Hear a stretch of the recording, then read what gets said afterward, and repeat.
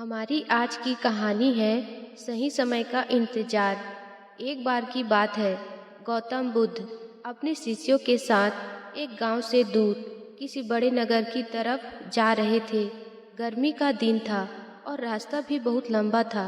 गौतम बुद्ध अपने शिष्यों सहित बहुत देर से चल रहे थे, जिस वजह से उन्हें बहुत प्यास लगती है। वहां से कुछ ही दूरी पर बरगद के वृक्ष की एक घनी छांव थी।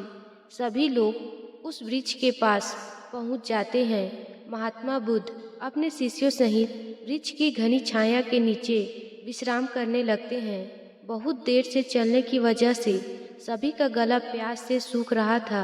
ये बात बुद्ध जानते थे। बुद्ध ने अपने एक शिष्य को कहा, आप इस बरगद की छाया से 20 कदम दूर जाकर बरगद की 2 बार परिक्रमा करके वापस आओ।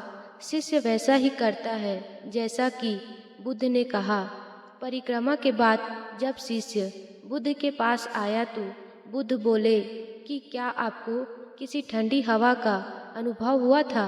शिष्य बोला, हाँ महात्मा बुद्ध, उस उत्तर दिशा की तरफ से मुझे कुछ ठंडी हवा का अनुभव हुआ था।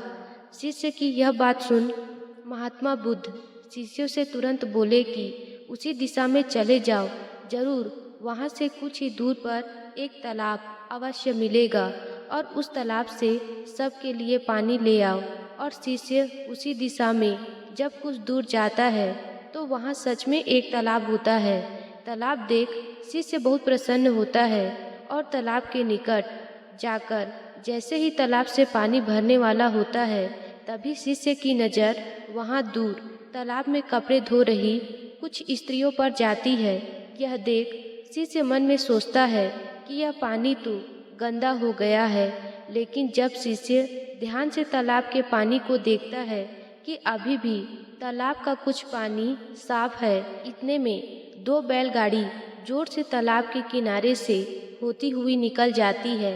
बैलगाड़ी की पहिए तालाब के मिट्टी के ऊपर इतनी जोर से निकलते हैं कि तालाब के नीचे बैठी हुई बहुत सारी मिट्टी तालाब के ऊपर आ जाती है, जिस वजह से तालाब का बचा हुआ पानी भी गंदा हो जाता है। यह देख शिष्य बिना पानी लिए क्रोध में महात्मा बुद्ध के पास वापस चला जाता है। शिष्य बड़े ही निराश भाव से महात्मा बुद्ध को सब बात बताता है। शिष्य की बातें सुन सभी शिष्य बोलते हैं कि हमें तुरंत यहाँ से निकलना चाहिए, किसी दूसरी जगह पानी की खोज करनी चाहिए, वरना प्यास के मारे दम निकल जाएगी। इधर महात्मा बुद्ध सभी को शांत होने के लिए कहते हैं और बोलते हैं कि धीरज रखो, कुछ देर यहीं बैठो, उचित समय आने का संयम बनाए रखो। सभी महात्मा बुद्ध की बात सुनकर शांत हो जाते हैं और वहीं बैठ जाते हैं। कुछ समय बीत जाने के बाद महात्मा बुद्ध फिर से अपने शिष्यों को उसी तालाब से पानी लाने के लिए कहते हैं। शिष्य बिना कोई सवाल किए उसी तालाब से पानी लेने के लिए फिर से चला जाता है। तालाब की हालत देख शिष्य को यकीन नहीं होता। तालाब का पानी पूरी तरह से साफ होता है। यह देख शिष्य बहुत खुश होता है और पानी भरकर महात्मा बुद्ध के पास जाता है। सभी पानी पीकर अपनी प्यास बुझाते हैं, लेकिन अभी भी सबके मन में एक सवाल था, आखिर ये चमत्कार हुआ कैसे? तालाब का सारा पानी तो गंदा था। उन्हें लगा कि जरूर यह बुद्ध की शक्ति है। उनमें से एक शिष्य ने ये सवाल महात्मा बुद्ध से पूछ ही लिया कि ये चमत्कार आपने कैसे किया? शिष्य का जवाब देते हुए महात्मा बुद्ध बोले कि ये कोई चमत्कार नहीं, ये आपके सब्र का फल है। यह फल है आपके सब्र बनाए रखते हुए उचित समय के इंतजार का। जितनी देर हम सब लोगों ने सब्र किया, उतनी देर तक तालाब के पानी के ऊपर तैर रहे सभी गंदे तत्व और मिट्टी तालाब के पानी के नीचे बैठ रहे थे।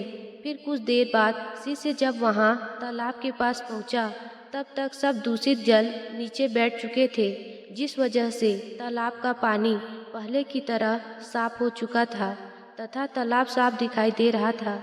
यदि उस समय आप लोगों ने सब्र न किया होता, धैर्य न रखा होता, तो आप सब इतनी गर्मी में पानी के खोज में प्यासे रहकर शायद अब तक मृत्यु को प्राप्त हो गए होते, क्योंकि हमें नहीं पता यहाँ से आगे कोई तालाब है या नहीं, और होगा भी तो क्या उसका पानी साफ होगा या नहीं। इन सब कारणों से आप कभी प्यास नहीं बुझा पाते और प्यास से मर जाते। फिर इतना बोलने के बाद महात्मा बुद्ध ने शिष्यों को एक सीख देते हुए कहते हैं कि जैसी स्थिति हम लोगों के समक्ष आई है, वैसी ही स्थिति और मुश्किल दौर जिंदगी के हर मोड़ पर आएंगे। तब उस समय भी आपको ऐसे ही संयम बनाए रखना होगा और अपने विवेक से काम लेते हुए ही आपको एक उचित फैसले के साथ सही नतीजे पर पहुंचना होगा। हर मुश्किल दौर में सब्र रखते हुए ऐसे ही शांत मन से कोई फैसला लेना चाहिए जो आपके और दूसरों के लिए अच्छा हो, क्योंकि ऐसी स्थितियों में लोग अक्सर गुस्से में आकर अपना सब्र खो देते हैं और गुस्से तथा जल्दबाजी में गलत काम और फैसला कर बैठते हैं, जिसका बुरा परिणाम उनको भविष्य में देखने को मिलता है, जिसमें खुद का नुकसान अधिक होता है। कुछ परिस्थितियाँ जीवन में ऐसी होती है जहाँ हमें धैर्य बनाए रखते हुए उचित समय का इंतजार करना होता है, लेकिन लोग अक्सर यहीं पर अपना सब्र खो देते हैं और उचित समय आने का इंतजार नहीं करते, जिस वजह से उनको आगे चलकर दुखों और मुश्किलों का सामना करना पड़ता है। हमारे द्वारा लिया गया आज का फैसला हमारे आने वाले कल की खुशी और दुख को निश्चित करता है। इससे हमें अपने जीवन में बहुत कुछ सीखने को मिलता है।